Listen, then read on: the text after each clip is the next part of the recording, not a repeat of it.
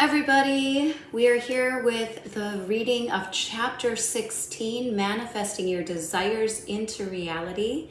This wonderful book, Extraordinary You by Jacqueline Ortiz, and we're just coming to the end of it. And this has just been such an incredible journey with you. So thank you so much for joining me.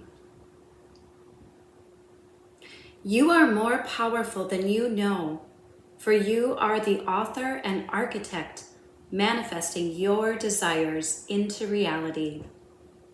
If you have been completing the extraordinary sizes, by now you have a pretty good idea of who you are, what you desire, and what you stand for. Even if perhaps you haven't formalized a crystal clear vision of your purpose, I'm sure that you have made significant progress in excavating your authentic self and your authentic desires. Congratulate yourself for every step that you have taken and every discovery that you have made. It's all progress and it's all good. The more clarity you have, the wider your path opens. The more you know, the more you grow. And personal growth is the name of the game called life. Unfortunately, wanting alone won't manifest it. Everybody wants. The key to getting what you want is more than simply desiring something. You need to pursue it passionately. You do this by meticulously taking the actions required to take you closer to manifesting your desires. The challenge is the fine balancing act between planning your life and detaching from the final outcome. You need both. You need to know who you are, what you want, and where you're going so you don't get thrown off track. But you also need to balance planning your life by detaching yourself from the process and even from the outcome. Be open and flexible in your execution of your plan. You may have an intricate plan of execution, but the universe, in its infinite wisdom, may have a shortcut in store for you, or it may have a detour, lessons still needed to be learned, or it may have a bigger and better plan for you. Stay focused on what you want, but be flexible and open to the coincidences, which are really synchronistic moments of universal guidance leading you to your true purpose. Listen to your inner wisdom and follow the inner whispers guiding you. Ask for divine guidance. Your authentic self is never wrong. You will be led exactly where you need to go. Just trust in the process. Make accommodations for the little hiccups in your roadmap. Don't resist, but don't persist when every door is being slammed in your face. Rather, actively listen to the inner urges telling you to adjust the coordinates before you keep plugging along. Manifesting your desire is a delicate balance between persistence, determination, sweat equity, and serendipitously listening to and following your guidance. This delicate balancing act is how you avoid getting a concussion from banging into the doors that the universe is repeatedly shutting in your face. This delicate balance is the key to living in the universal flow. You can have a burning desire or hunger, yet not be attached to the particular process or outcome. You do this by focusing on why you want what you want. What is the essence of what you think you need for happiness? Then focus your attention and intention on satiating your feelings. If you crave a particular career or job, ask yourself, what's missing in my life? What would fill the void within me? What is the essence of the feeling I want satisfied? For example, if you want a particular job or career, find out what feeling you want to get from it. Perhaps what you want is to experience a sense of accomplishment or purpose. You don't have to be attached stubbornly to just that particular career. For example, you have your heart set on being a professional basketball player. but you are way too short and couldn't slam dunk the ball if your life depended on it. Perhaps there's another way to satisfy your passion for the game. Brainstorm. Perhaps you could become a sports writer, a basketball coach, a sports agent, or a sports reporter. If doors keep slamming in your face, consider what else will give you that sense of accomplishment and purpose. Examine where the synchronistic events are leading you. This is where your extraordinary self must rely on your emotional and spiritual maturity to adjust the coordinates and keep plugging along, confident that the universe's delays are not the universe's denials. Once you discover your purpose, run it by your authentic self and get its stamp of approval. Become inspired. Make a commitment to live, breathe, and eat your purpose. Focus wholeheartedly on what you want and who you want to become. Believe and live as if it is who you all are, and you believe, okay, hold on. Focus, okay. Focus wholeheartedly on what you want and who you want to become. Believe and live as if it is who you are and you already have it. You need to visualize it, believe it, live it, and expect it so that you can manifest it. You also need to work toward it by taking massive action. Look around you, assess your life. If you aren't happy with your life, design your life to nurture, sustain, and support your life purpose. Design a life worthy of your unlimited, authentic self, on your terms, on your own convictions, and for your highest good. When you make decisions and take actions in a conscious, harmonious, and compassionate way, you can't help but live a life for the highest good of your soul and the universe. CEO. You are the CEO of your life. You are the Chief Executive Officer, the big cheese. You and only you are ultimately responsible for the quality of your life. Most people think people's lives are defined by the big, life-altering events that occur during their lives. It's not that simple. It's true that major tragedies and setbacks have the potential to derail you, but the biggest factors determining the quality of your life are the little things, the day-to-day life choices that you make or that you fail to make. These are the little details of life that seem insignificant, but over time, they may compound and have a devastating effect on the quality of your life.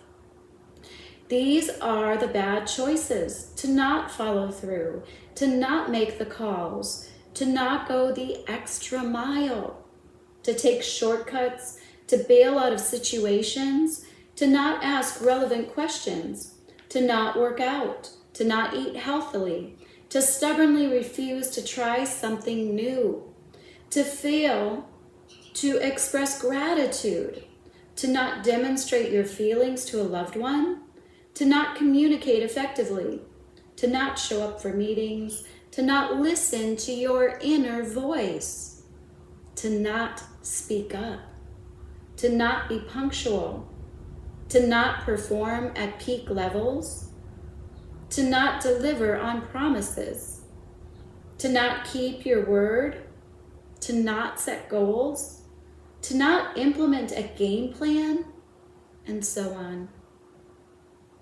Since you are the CEO of your life, ultimately, the buck stops with you. Ultimately, you are responsible. Ultimately, you are accountable. Ask yourself, do I have a strategy for living, for succeeding? Do I have a destination, or am I wandering aimlessly through life? Do I have a playbook for my life, or am I just stumbling through the game of life? I can tell you with certainty that if you don't have a game plan, if you don't know where you are headed, and if you don't know what you want, you won't know how to get it or recognize it when you do get there. A competent CEO knows that to manage his life successfully, he must manage his decisions, not just some of the time, but all of the time. Your success or failure is directly correlated to the day-to-day, minute-to-minute decisions that you make and the actions that you take or fail to take. Every decision has a consequence. It is up to you to carefully weigh your options, make a decision, and then execute it. Action is the name of the game. You can make a decision to stop eating junk food or to stop smoking, but if you don't take the appropriate action, you'll never succeed. The quality of your life will be in direct relationship to the thoughts you allow to reside in your mind, your decision-making process, and your willingness or determination to execute your plans. It's up to you to decide and to take action. Anyone can decide that it is in your best interest to stop doing drugs, to go to college, to dump the loser, or to get a job, but no one except yourself can make you take action. Or, as previously stated, not without manipulation or force, and not indefinitely. It is so much safer to stand on the sidelines, to cry confusion, to not take a chance, to wimp out, and to let others choose for you. This way you can avoid pressure and not take responsibility for your failures. The tragedy of living life on the sidelines is that it virtually guarantees a life of mediocrity and regret, because you won't create opportunities to claim responsibility for your decisions, nor will you celebrate your triumphs. Neither the universe nor people give a hoot about your words, your intentions, and your promises. What matters is what you do, not what you say. So do as you say. The world is full of brilliant-minded PhDs that aren't living up to their full potential. Knowledge is potential power. It is not until you dare to venture out, take calculated risks, and take action that you stand a chance at reaping the reward of success and accomplishment. Winners triumph because they do what others fail to do. Successful CEOs are committed to finding and implementing solutions to problems. They are diligent problem solvers rather than problem sponges. Problem sponge is a term I coined for people who absorb, internalize, and marinate in problems, whether they are their own problems or those of others. Problem sponges behave like a sponge absorbing the problems and ailments of the world. They wallow and marinate in negativity, pessimism, defeat, doom, and a gloomy mentality that paralyzes them and cuts them off from thinking that there's a solution. And they certainly don't take decisive action. Problems permeate and saturate every crevice of the problem sponge's mind and energy field. And they can become depressed and dysfunctional or hit rock bottom before they climb out of their self-erected prisons. Problem solvers, on the other hand, recognize and evaluate a problem, then swiftly execute a plan to remedy the situation. Become a problem solver. In choosing to take the reins of your life, you will be directing your life rather than reacting to life. We are all the CEOs of our own lives. Being CEO is a lifelong job. You can't disown it, pass it on, or retire it. It's your job title for life. Whether you choose to manage your life or not is up to you. Whether you choose to Whether you choose to manage your life or not is up to you. However, the consequences are also yours to keep, whether you like them or not. Develop a mantra such as, "The buck stops with me," or "I'm responsible for me," or "I'm the CEO of my life." Extraordinary size 108. You are the CEO of your life. How do you rate the job that you are doing? Do you think you are mismanaging, drowning in bathwater, getting by, or about to be hailed as the CEO of the year? This is very important, not only because the quality of your life depends on how you are managing your life, but because your choices and actions have ramifications and consequences for countless people, such as your children, your significant other, family, friends, and coworkers. Ask yourself these questions. Do I mismanage my life? Do I demand less of myself than I'm capable of? Do I complete what I start? Do I quit too easily? Do I give it my best shot? Do I strive for excellence? Do I fail to speak up? Do I lie to myself? Do I take calculated risks? Do I effectively communicate my feelings? Do I treat myself and others with respect? Do I take care of my health? Do I manage my finances responsibly? Do I isolate myself with yes men who just tell me what I want to hear? Do I surround myself with toxic people? Do I engage in toxic behaviors such as excessive drinking, drugs, or promiscuous sex? Do I conform with others against my better judgment? Do I make choices to appease others? Do I value my relationships?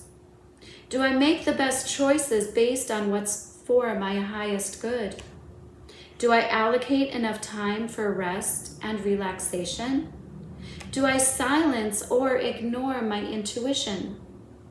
Do I balance my life accordingly?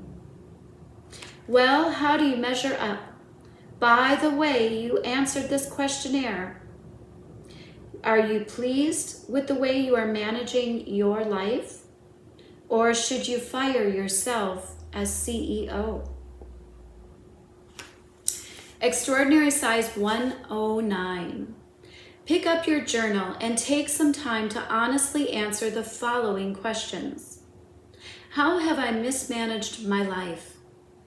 What decisions have I failed to make in my life?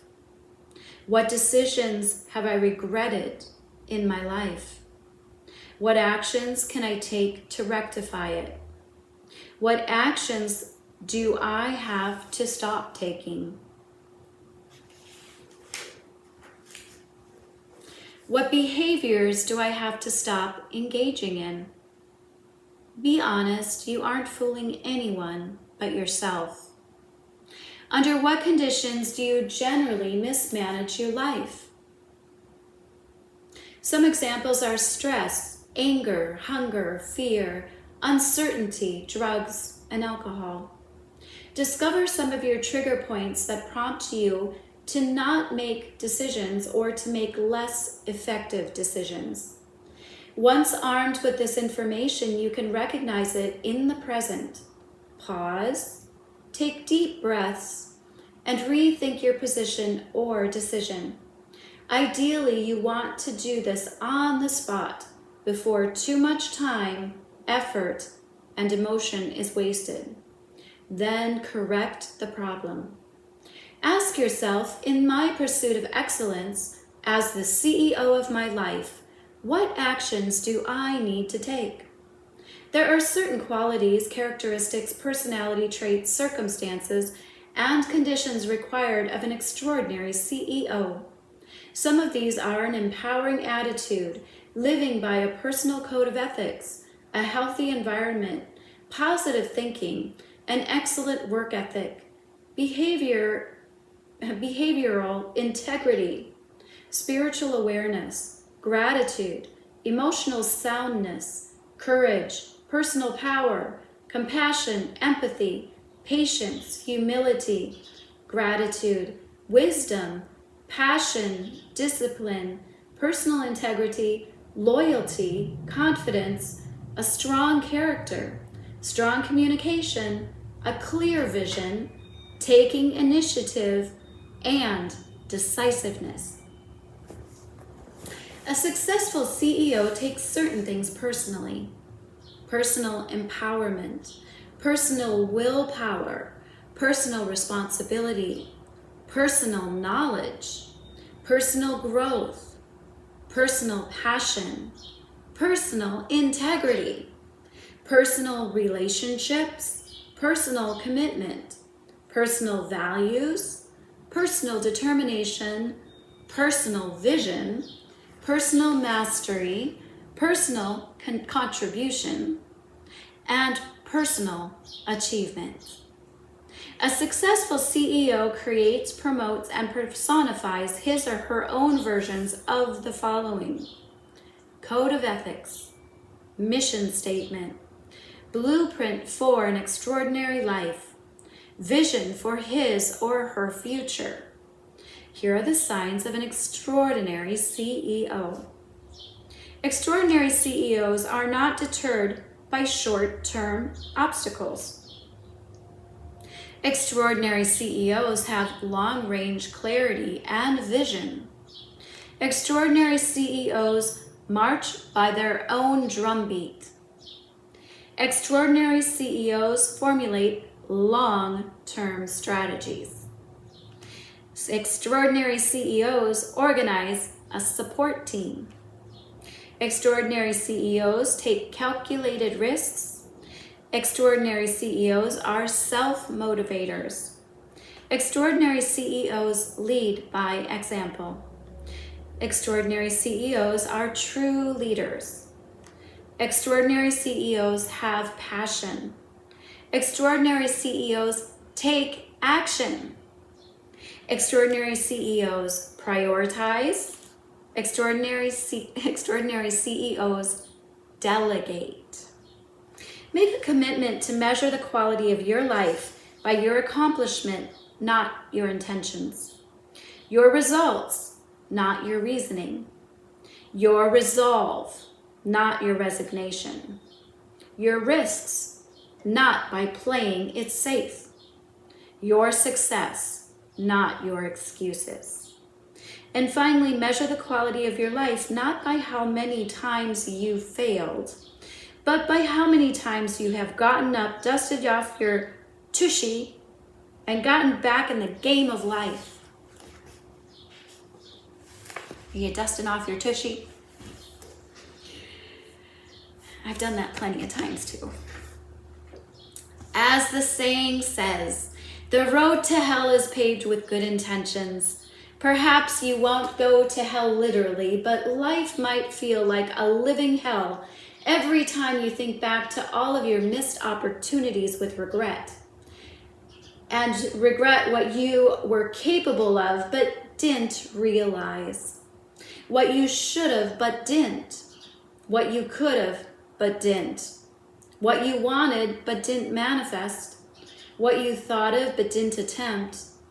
Or what you were passionate about but failed to pursue. Your true potential is nothing more than the greatest you that you are capable of realizing.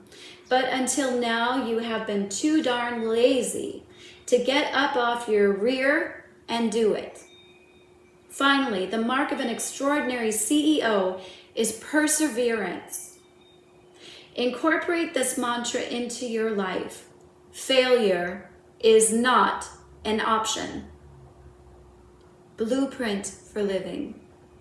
Your blueprint for living is the process of defining, conceptualizing, strategizing, formulating, and executing your massive game plan for manifesting your purpose. Your life purpose is often synonymous with your career, but it can encompass any area of your life. The key to manifesting the life you envision is to name it, desire it, decide, visualize it, expect it, and then apply laser precision to your target with a clear, concise, and comprehensive plan of attack. Wholeheartedly eat, breathe, and dream your purposeful plan. Invest sweat equity into it until you manifest it. Your blueprint should be a step-by-step, detailed chronicle of actions you are committed to implementing in order to manifest the life you desire. There are certain characteristics that constitute an effective, efficient, and comprehensive blueprint. I developed an acronym to help you remember. Watchful. W. Written. A. Arouse inspiration. T. Timeline. C. Calculable. H. Harmonious. F. Feasible. U. Uncomplicated. L. Lucrative. If your blueprint for your life is worth living, it's worth being written down. Writing things down makes them more concrete and tangible. Once it's in black and white, you can't go back. You can't conveniently forget it or deny it its existence. Your blueprint should include a daily, weekly, monthly, and yearly strategy for accomplishing your purpose. Also include strategies for increments of 3 to 5 years. After you have manifested what you wanted, create a new blueprint for the next priority in your life. Writing a blueprint for your life is a contract that you are making with yourself and the universe, detailing what you are committed to attaining. Your blueprint needs to arouse inspiration within you to take action. It must be what your soul truly desires. Your blueprint should inspire you to stretch outside your comfort zone and challenge you to be your best and give your best. You should feel a certain rush of excitement as you work towards its attainment. There needs to be a timeline for your blueprint. This creates a sense of urgency to take action. Timelines act like deadlines in that they have time-sensitive constraints.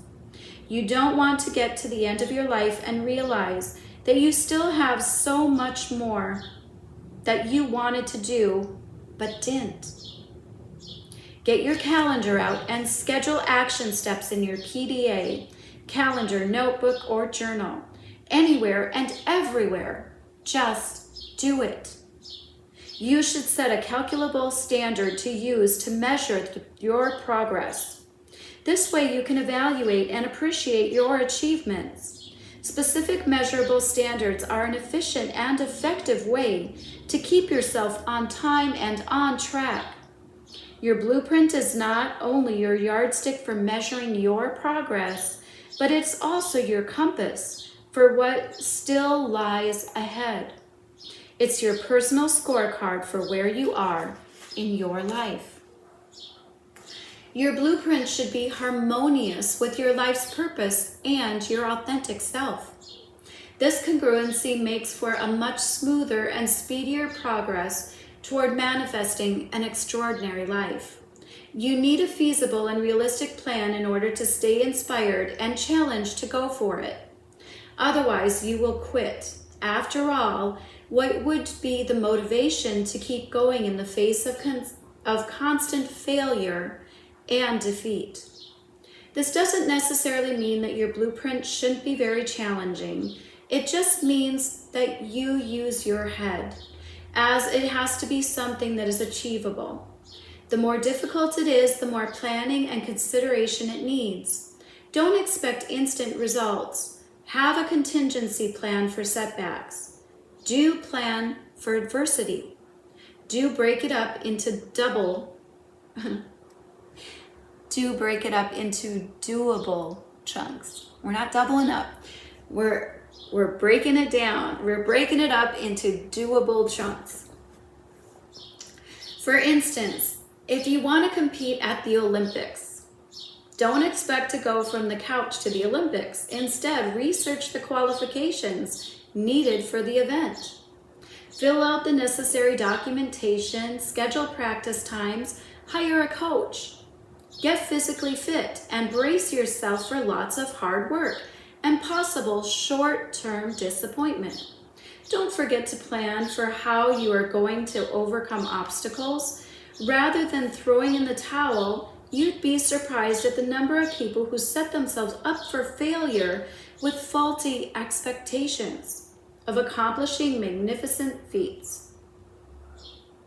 They want to run out of the starting gate without having learned to crawl. Life is a process. Your blueprint will get you from where you are to where you want to go. Your blueprint needs to be uncomplicated.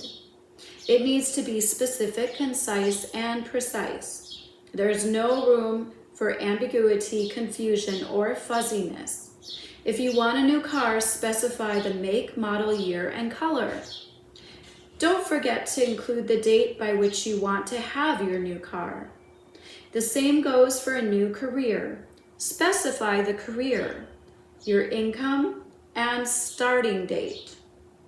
The more specific you are, the easier and faster you will attract and manifest what you really want.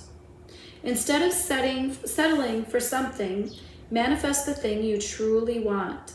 Specify what you want, when you want it, why you want it, and how it will make you feel.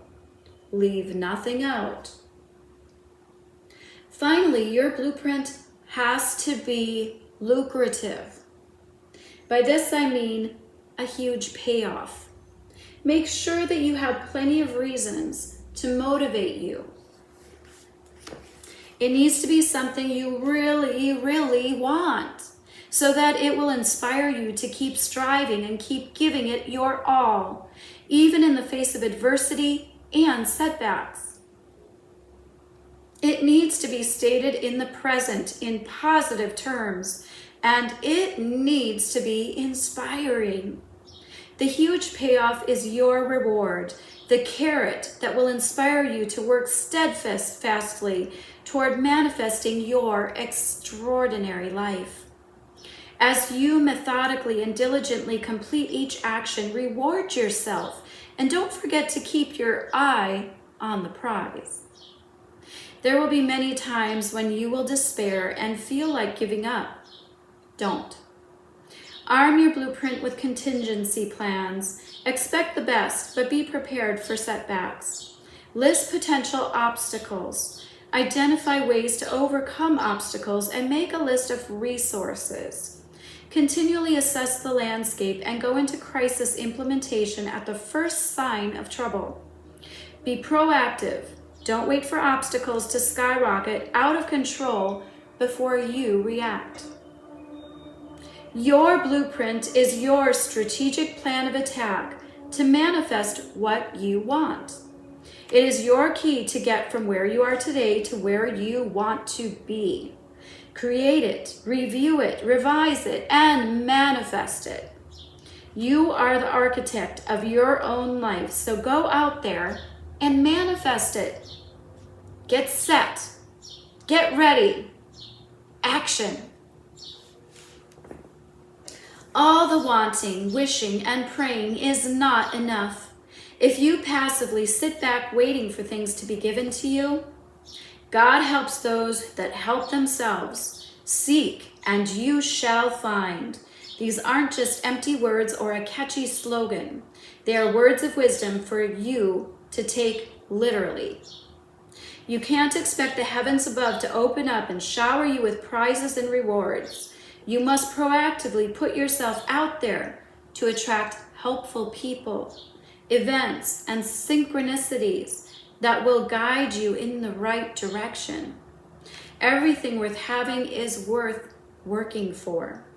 Working for things is what makes you truly appreciate it when you get it. You must create your detailed blueprint for living, design your life mapping strategy, and then take action. Yes, uncertainty can be scary. This is where you must believe in yourself and in the universe and persevere.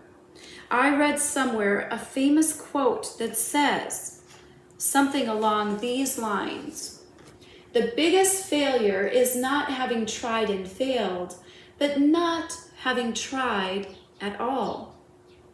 There is no failure in having tried something and it not working out the way you envisioned it, at least not if you use it as a learning experience, so you can adjust the coordinates and take corrective measures. Your greatest lessons are not in your successes, but in the so-called failures.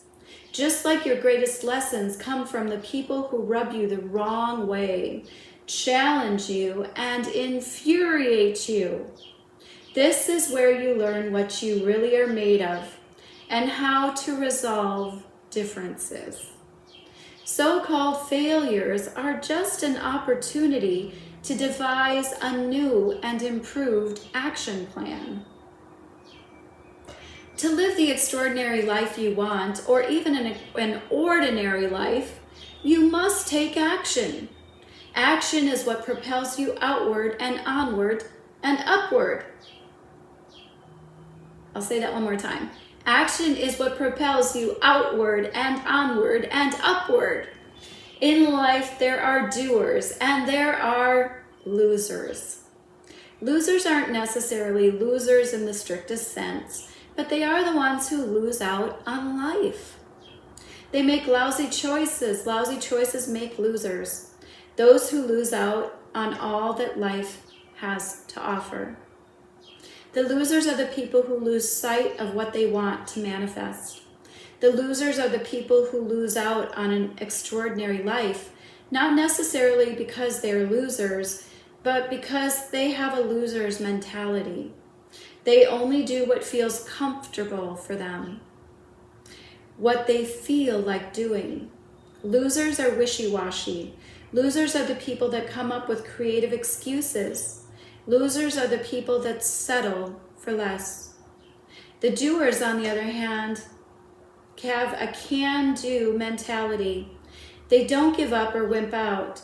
They view obstacles as challenges to overcome with sweat equity and perseverance. Doers are the people that you see taking action and giving it their all. Doers don't accept excuses and don't pass the buck or shun responsibility. Doers are the people that you can count on, the ones that go out of their way. Doers are the ones that are busy blueprinting and life mapping their lives. Doers are architects of their own lives. Doers do. Extraordinary size 110.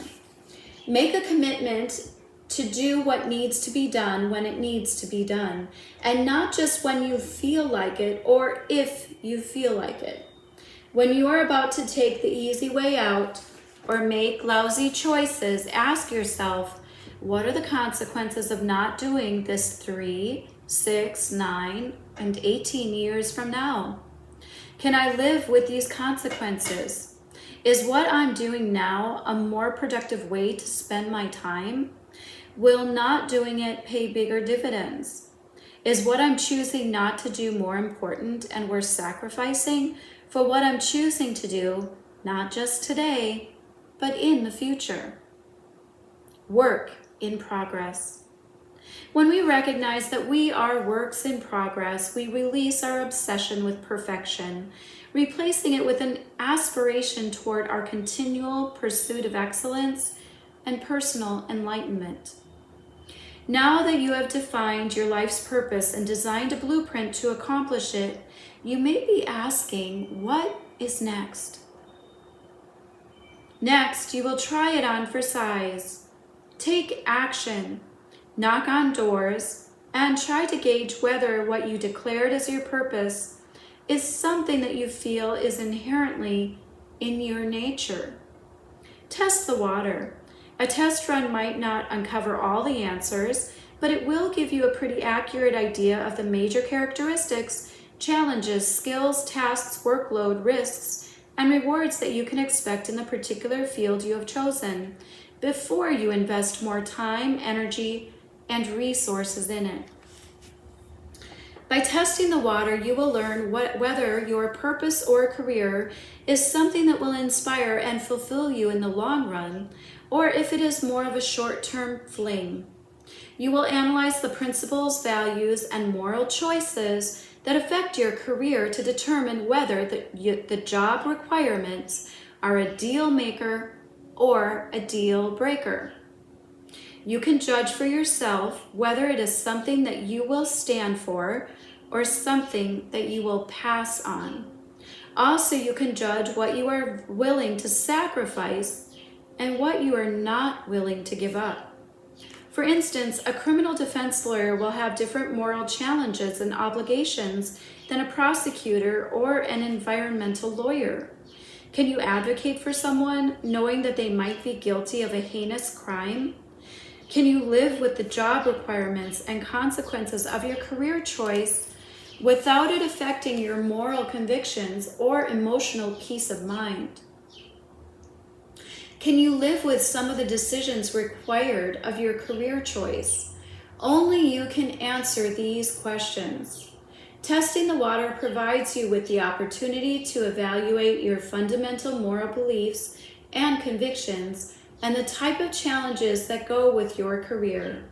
It's not perfect. It won't provide all the real-time scenarios that you will experience, but it will give you a taste of what you can expect.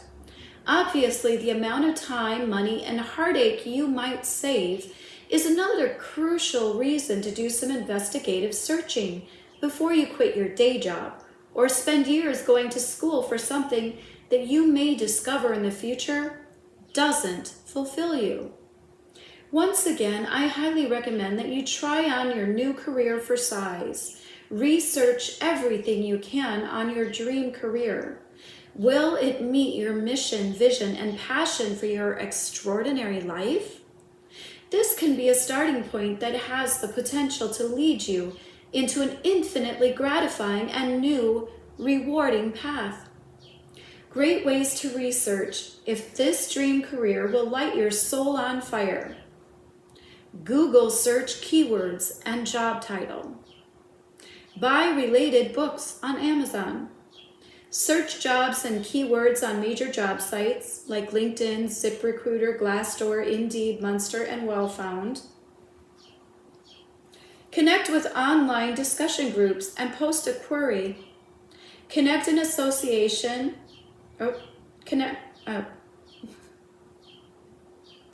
Join an association or organization in the industry you are interested in. Connect with someone already employed in the field and ask to shadow them on the job and ask questions that you've compiled before your meeting. What do they love and what do they dislike most about their career? Read books, journals, and find prominent figures in your career choice. Connect and inquire with honesty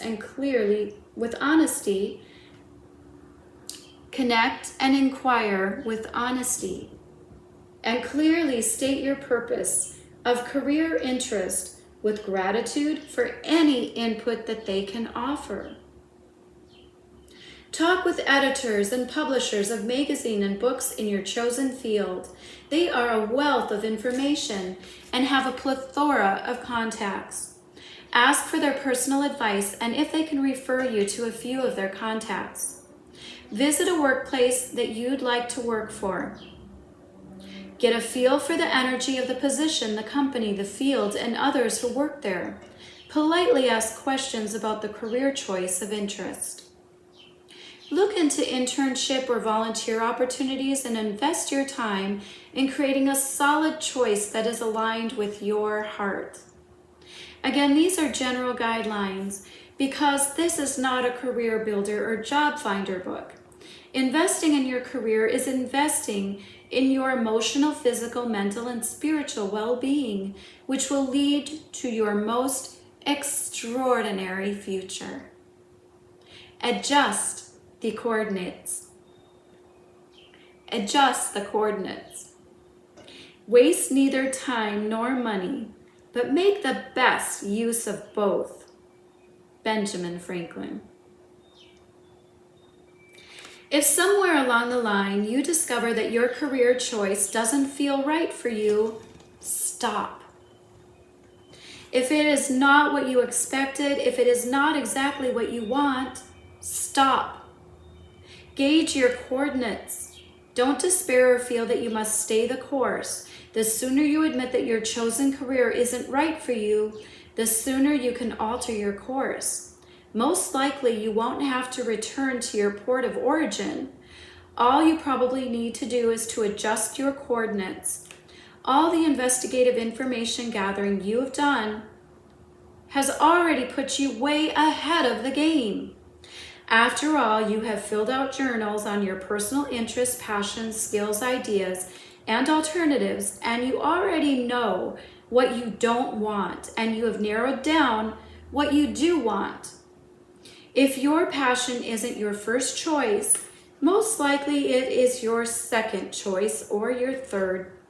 Most likely your new interest is in the same or related industry. You can transfer a lot of the information you've already gathered into notes about your new career choice. For example, you chose to become an elementary school teacher, but after volunteering as an aide, you discovered that trying to control 25 to 30 children on a daily basis is too overwhelming and draining. And to make matters worse, you discovered that being stuck inside the four walls of a noisy classroom every day would drive you totally insane. But you still have a passion for teaching. Perhaps you can teach at a high school or a college level. Or better yet, you can still teach but have the freedom of movement by being a tutor, a speech therapist, a computer instructor, corporate trainer or coach, or a professional speaker. Now all that you have to do is regroup and readjust your coordinates. Tweaking your coordinates will likely salvage the foundation and the essence of what you originally discovered was your true passion. What you must do now is modify, regroup, and retry. In the worst case scenario, you may have to go back to square one and start all over. Then so be it. True, it isn't pleasant, but it is much better than spending the rest of your working years miserable in an unfulfilling career. Set sail. You have investigated your career and adjusted your coordinates. Now there's nothing left to do but set sail. Go for it. Don't hesitate. Don't look back. Just full steam ahead. Make a decision. Once you make a firm decision, you cut yourself off from other possibilities. Make a committed decision to achieve or do whatever you desire. Decide, stay on course, focus your destination, and stay committed. Once you know what you desire, share it with people. Sharing your vision for your future is not only a way to get the word out there and network, it will also create a support system. Just ignore the naysayers and follow your heart. Sharing your desires helps you to invite and recognize people and circumstances that can assist you on your journey. It is also a great way to build leverage, which creates the momentum to propel you into moving forward. When you announce to the world that you are determined to do something, it puts pressure on you to follow through. You can bet that people are out there waiting to see if you are all talk or if you are going to make it happen. Some are truly rooting for you. Others may be enviously waiting for you to fail. It doesn't matter. Other people can't put a hex on you. Only you can. By quitting. Use whatever leverage you need to use. Sharing your vision puts your endeavor in the limelight. It helps you to stay committed. This isn't a license to endlessly brag about yourself. It just means that you are proud of your endeavors, your progress, and your vision. Another great reason to announce what you are doing is to set up support teams to cheer you on, people who will support you, assess your progress, and give you honest feedback. Your team can also be a great resource of information and tips. Set up brainstorming and strategizing sessions with them. First, say to yourself, what would you... Okay, this is a quote by Epictetus. I probably just slaughtered that. I know it's a very old reference here. Okay. First, say to yourself what you would be, and then do what you have to do. I'll say that one more time. First, say to yourself what you would be, and then do what you have to do. I want to say it's Epictetus, but I don't know if it's misspelled. You will experience a meaningful transformation in your life. It may not be exactly what you envisioned at the beginning.